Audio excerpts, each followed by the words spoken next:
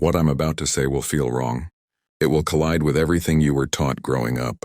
It will contradict movies, dating advice, and the version of love you were sold. And yet deep down you already sensed something was off. You tried being endlessly kind. You made yourself available. You gave reassurance, loyalty, and emotional access far too early. And instead of appreciation, you were overlooked, deprioritized, or quietly replaced. 500 years ago, Niccolò Machiavelli noticed the same pattern while observing power, desire, and human behavior inside royal courts, especially when women had choices. He understood the truth was dangerous, so he never laid it out plainly. Today that restraint ends. In this video you'll learn 9 counterintuitive principles that make a man deeply attractive without chasing, pleading, or betraying himself. Most men chase attention. You won't. You'll become the man whose attention feels rare. And the final principle changes everything, but only if you understand the first 8. Stay until the end. Chapter 1. Live as if you are chosen, not hoping to be. Attraction dies the moment a man behaves as if one woman is his only path to happiness. He doesn't say it, but his actions expose it. Overinvesting, instant replies, rearranging his life to stay available. That silent pressure suffocates desire. Machiavelli understood this. Perceived abundance creates power. Not arrogance, not manipulation, inner certainty. You move through life as if your value is already confirmed before anyone confirms it. This isn't pretending. It's refusing to seek approval to feel whole. Women don't analyze this logically. They feel it.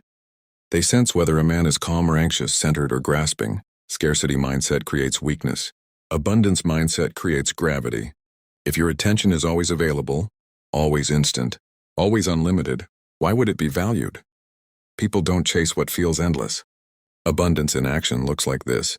You don't cancel meaningful plans for early interest. You don't apologize for having a life. You don't unload your emotional history prematurely. You move calmly. I'm busy that day, another time works. Not cold, not distant, grounded. Structure is attractive.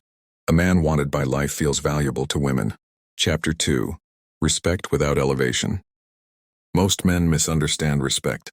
They think it means agreement, patience, accommodation. That's not respect. That's submission. Machiavelli warned that surrender invites domination. In attraction, this plays out mercilessly. Respect is equality. Worship destroys polarity. And without polarity, desire collapses. If she disrespects your time and you ignore it, you teach her the rules. A man with self-respect doesn't argue. He states reality. My time matters. That sentence carries more weight than endless praise. Respect also includes disagreement. A man who never challenges anything has no spine, and nothing solid to lean on. Clarity beats aggression. Compliment character, not just appearance. Beauty is common. Integrity is not. Never reward disrespect with tolerance. Consequences shape behavior. Respect without worship creates tension.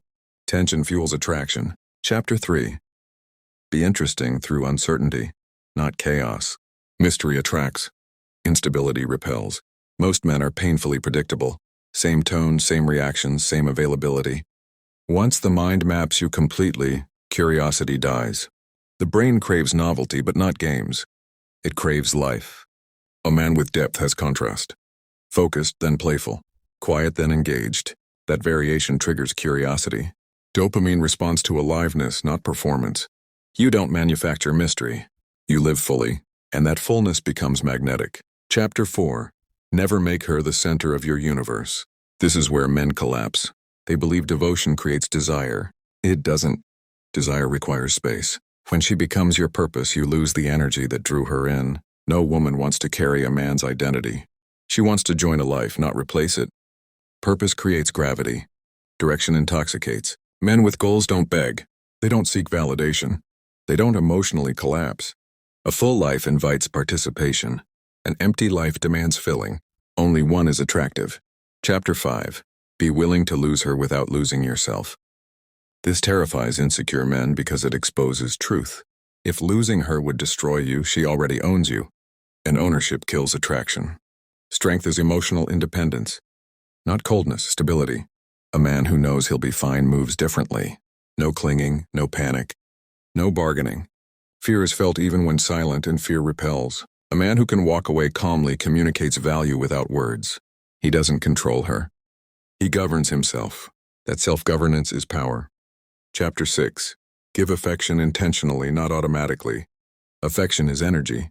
Energy given freely loses weight. It becomes expected, ordinary, and visible. Selective warmth isn't cruelty, it's discernment. Not everyone deserves equal access to your presence. Some drain. Some destabilize. Some take without giving.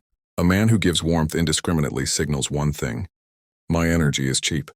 That is predictable, and predictability kills desire. Intentional warmth says, my attention is earned. Reward respect with warmth. Reward disrespect with distance. No confrontation. No drama, alignment. People observe who earns access to you. Consistency without discernment becomes dull. Intentional warmth preserves tension. A man who controls the flow of his affection becomes magnetic, not manipulative, but self-valued. Chapter 7. Maintain standards quietly.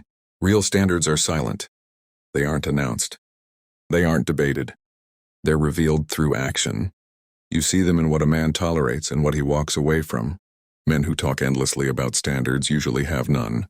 Standards aren't about control. They're about self-respect.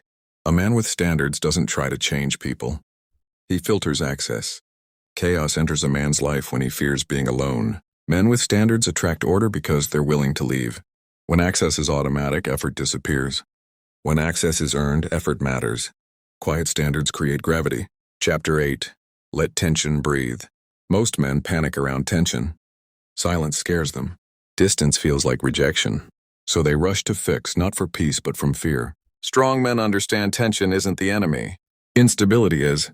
Space creates reflection. Reflection restores balance. Not every issue needs immediate resolution. A man who remains calm during friction becomes the emotional anchor. Leadership isn't control, it's containment. Desperation erases discomfort. Leadership allows it to pass. When tension breathes, respect rises. Chapter 9. Treat yourself as the standard. Everything rests here. Without this, everything becomes performance. Machiavelli knew power begins with self-governance. The world responds to how you treat yourself, what you tolerate, protect, and walk away from. Self-respect precedes attraction. Authority isn't loud. It doesn't explain itself. Dominance tries to control. Authority anchors. Women don't fall for kindness alone. They fall for self-mastery. A man who treats himself as the standard stops asking for approval and starts choosing alignment. Attraction becomes a consequence, not a pursuit. Build a life you respect. Build strength before affection, purpose before loyalty. Master yourself. Because power over others fades. Power over self lasts. With that said, thanks for watching, and until next time.